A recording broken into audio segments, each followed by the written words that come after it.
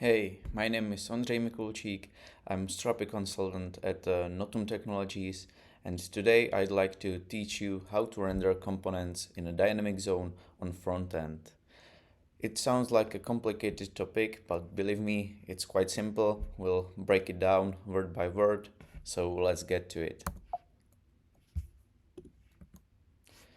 Okay, so what will we cover?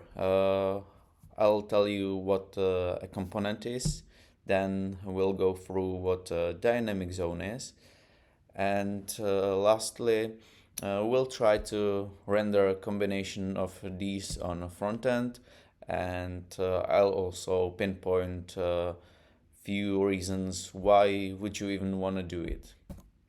So let's start. What are components? They are basically reusable group of fields. When creating a new content type in Strapi, you could always fill in all the fields that you need. But after using Strapi for a while, you'll figure out that some groups of fields are commonly repeating among your content types, so it's useful to group them into components. They can be, for example, addresses. Many things can have address. Or the example that I like to use is company information, like company name, identification number, text number, and so on. You could use these for like your suppliers and other companies that you cooperate with. So you don't have to always create new fields for these in your content types. So these would be usually single type components, because you don't want a company to have multiple identification numbers and so on. Those are unique information, but components can be also repeatable, meaning that they could be used multiple times in a single dynamic zone. And usually that be, for example, a team member of that company. A company can have multiple employees, so you could have like contacts for CEO, CTO, CPO, and so on. As you can see, for each of them you can have name, position, and their picture, and yeah, you could use this component for multiple team members, so that makes your job easier. So once you have multiple components in place, it can be tricky to navigate through them. So Strapi added a nice feature to group those components into some logical groups. For example, you could have a group for addresses or group for things that you would like to use on the front end, like some display based components. And so you could assign each component an icon, so you could find them more quickly.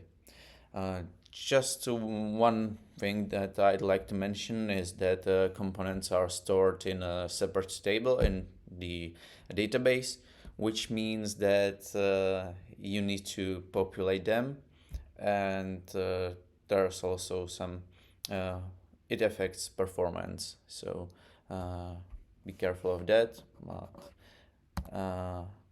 Yeah, so in case the picture in the previous slide was too small for you, here it is on full screen, and it's also related to an example that we are gonna show you in this video. So I basically created a dynamic type, dynamic zone with 3 components, team member. It's similar as I talked in my example. There is also a component for reference.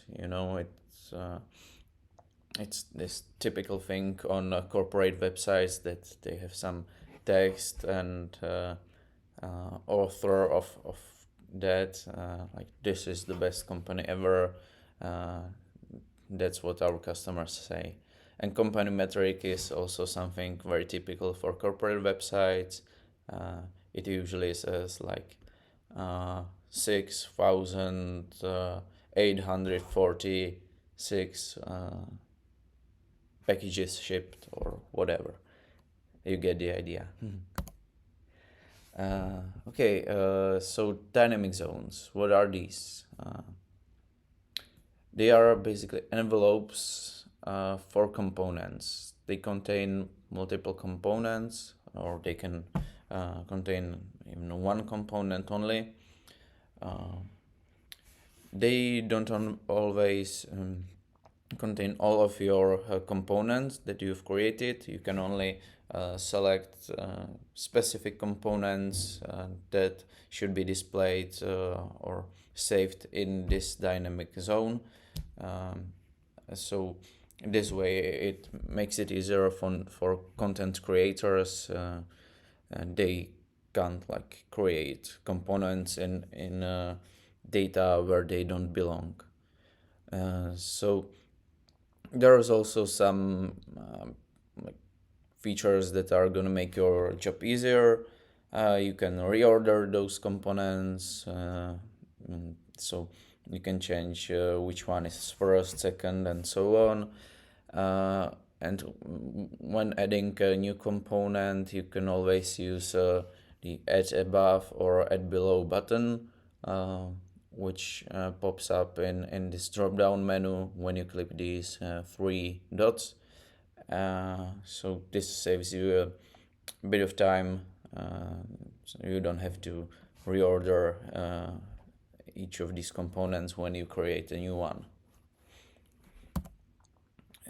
So once again, here it is in full screen in case that picture was too small for you. So for my example, I created 2 company metrics and 1 reference, and there's also a team member, but it's out of the screen. So, but you'll see that in my example. Okay, so why would you even want to do this? You could achieve this way page builder effect. People are used to this effect from other CMSs like WordPress. It's something they like, and it's easy for them to work with it. And Strapi is like they have to go through a mind shift to start working with Strapi, but this is like kind of a common ground between these two. So also better user experience for content creators is a viable point. They don't have to go through the process of filling multiple separate fields that do not seem to be linked together in components and dynamic zones. You get the idea which content belongs to like the specific section of or subsection of the content. This page builder effect was also achievable in previous versions of Strapi, where there were no components and dynamic zones, but the users had to click through multiple relations, and it was a bit mess. So now it's definitely better. Also, cleaner data structures are really important. With components, you can't mix and match property names. So one example would be that when creating address for two content types, you could in one content type have a field called country, and in other content type field called state. And this is highly unpractical. You should be consistent. So components help you achieve that. Okay, so when using those, what response do you get from Strapi? You saw my example, so this is what I got when I submitted a request through Postman. So once again, I'd like to mention that dynamic zones need to be populated. This is common mistake for newbies, that they request the collection type, the collection, and their dynamic zones are not populated. So that's just one more parameter in the query, and you'll get the data. So in the response, you basically get an array of components with their fields and with their names. The name is always in this underscore component property. So pretty straightforward, but when I saw this for the first time, I was like, okay, this is all beautiful, but how do I render it on front end? So let me show you that. This is the fun part of this video, so let's get to it. I chose Vue for my example because that's the front-end framework I enjoyed the most working with. So the usual process is creating front-end components for your Strapi components. That's probably nothing new for you.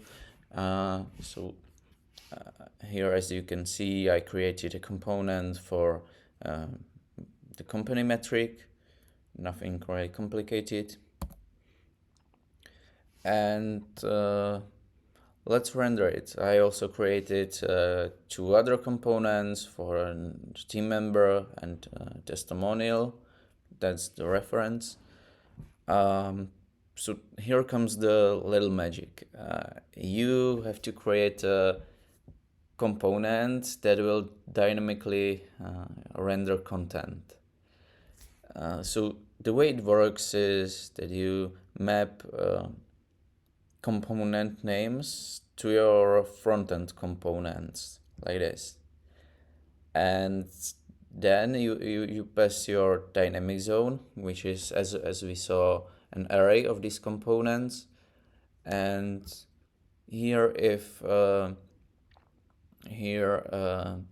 it always renders the appropriate component because we mapped the component names to the front-end components. So it's not really that complicated.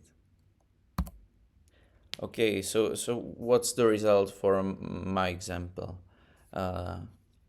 Here we can see the company metric as the first thing on the page.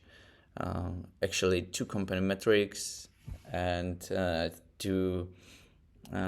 one reference and one team member with his picture and one team member without picture. So this is just a quick example, but remember, in the real scenario, you would need to optimize. You don't always want to load all of your components. You could have like hundreds of them possibly. So implementing some lazy loading strategy or something similar is something you definitely want to do. And also adding a fallback is important. because you could accidentally change your component name or add a new one and forget to implement it on front end. So fallback is also important. And keep in mind that in reality you'd have more complex data structures. This is just an example. And obviously this is looking terribly.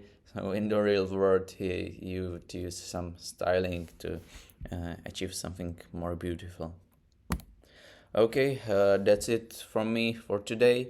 In case you had any questions, feel free to reach me on my email. And see you in another video.